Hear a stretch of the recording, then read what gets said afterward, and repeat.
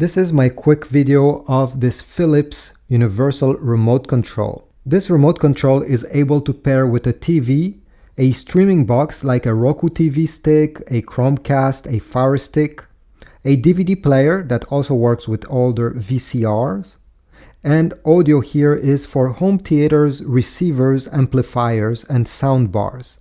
So this remote control can literally connect with thousands of different devices. It has many buttons, as you can see, and those buttons are mostly the same as on your original remote control, which is great.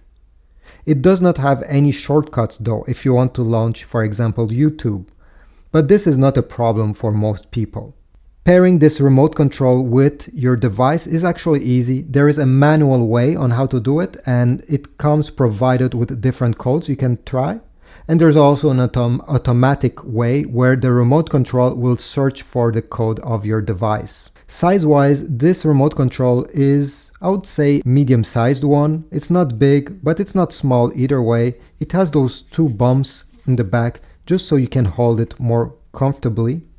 It's using AAA batteries, and you can use rechargeable ones. And overall, I think it's easy to use.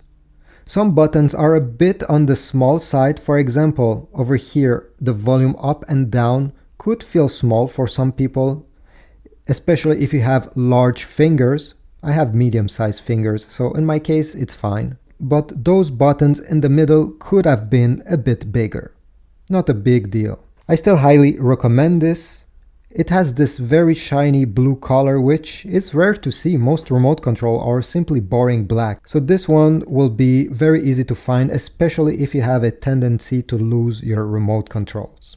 Thanks for watching. I hope my video was helpful. If so, please leave a like, subscribe, and I'll see you in the next video.